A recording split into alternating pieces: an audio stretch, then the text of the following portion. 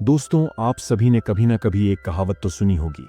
कहते हैं कि मन के हारे हार है, मन के जीते जीत। अक्सर आपने लोगों को कहते हुए सुना होगा कि मौत का डर तो मौत से भी खतरनाक होता है। लेकिन दोस्तों, हर बार ऐसा नहीं होता। कई बार डर हमें मार देता है और कई बार यही डर हमें बचा भी लेता है। यह व्यक्ति के माइंड पर निर्भर करता है कि वह डर को किस तरह से लेता है। दोस्तों, आज की इस वीडियो में हम इन्हीं तथ्यों को 3 कहानियों के माध्यम से समझने का प्रयास करेंगे। तो चलिए, बिना किसी देरी के कहानी शुरू करते हैं। कहानी नंबर 1। एक समय की बात है।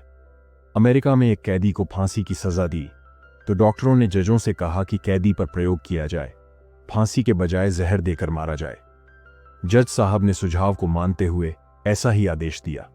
कैदी को बताया गया कि आपको फांसी नहीं, कल सांप के जहर से मारने का आदेश हुआ है।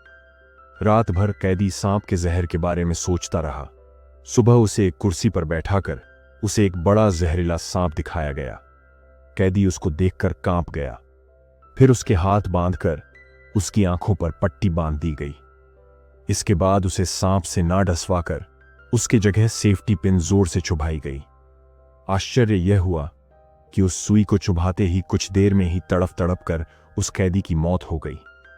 इससे भी बड़ा आश्चर्य तब हुआ जब पोस्टमार्टम की रिपोर्ट के अनुसार कैदी के शरीर में सांप का जहर पाया गया। डॉक्टरों की टीम ने पुष्टि की ही इस कैदी की मृत्यु सांप के काटने से हुई है। सभी डॉक्टर्स ये देखकर आश्चर्य करने लगे और तब यह सिद्ध हुआ कि आदमी का डर क्या कर सकता है। डर के कारण उसके शरीर और मस्तिष्क ने उसी जहर का निर्माण कर दिया। मतलब कि उसके शरीर में उसी तरह के हार्मोन्स निर्माण हुए। लगभग 90% रोग सबसे पहले आपके मस्तिष्क में ही जन्म लेते हैं। इसका यह मतलब नहीं कि आप स्वास्थ्य के प्रति लापरवाह बन जाओ। आइए अब दूसरी कहानी को सुनते हैं। दोस्तों, हिरण के दौड़ने की क्षमता करीब 90 किलोमीटर होती है और बाघ के दौड़ने की क्षमता करीब 60 किलोमीटर प्रति घंटा होती है। परंतु फिर भी बाघ हर बार हिरण का शिकार कर लेता है। ऐसा क्यों होता है? दरअसल हिरण को मौत का डर रहता है और वह सोचता है कि मैं बाघ से जीत नहीं पाऊंगा, और उसकी यही सोच उसे मानसिक रूप से हरा देती है और अक्सर वह बाघ का शिकार हो जाता है। दोस्तों, आइए अब तीसरी कहानी को सुनते हैं। दोस्तों, एक व्यक्ति ने अपने सिद्ध गुरु से पूछा कि गुरुजी, आपसे कोई पाप नहीं होता, आपको क्रोध नहीं आता और आप सदा प्रेमपूर्ण और शांत चित्त बने रहते हैं, तो इसका राज्य क्या है? उसके सिद्ध गुरु ने एकदम से व्यवहार बदलते हुए कहा, यह बात तो छोड़ो, मैं तुम्हें एक दुखद सूचना देना चाहता हूं। उसने कहा, क्या गुरुजी? गुरुजी ने कहा कि आज से ठीक तीसरे दिन शाम को तुम्हारी मौत हो जाएगी।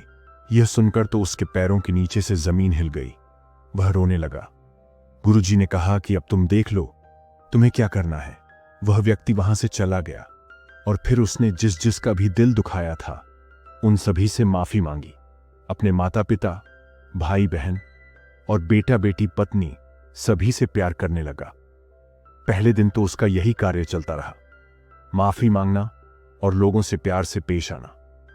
दूसरे दिन उसने गरीब लोगों को खाना बांटा और अपने रिश्तेदारों को बुलाकर उन्हें कई उपहार देकर उन्हें भी तृप्त किया।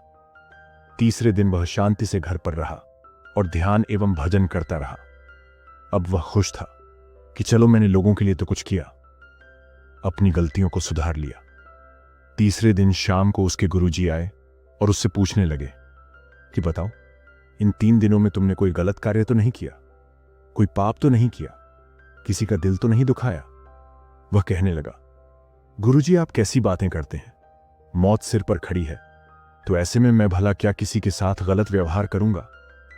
नहीं गुरुजी, आज तीसरे दिन में मैं बहुत शांत हूं और अब मुझे इस बात का सुकून मिलेगा कि मैंने सभी के लिए कुछ ना कुछ किया और कोई हिसाब किताब बाकी नहीं रखा। गुरुजी मुस्कुराकर बोले कि यही तुम्हारे सवाल का जवाब है। 3 दिन पहले तुमने मुझसे पूछा था कि आपसे कोई पाप नहीं होता, आपको क्रोध नहीं आता और आप सदा प्रेमपूर्ण और शांत चित्त बने रहते हैं, तो इसका राज क्या है? बेटे, एक ना एक दिन सभी को मरना ही है, लेकिन तुम इसे गहराई से समझने का प्रयास नहीं करते।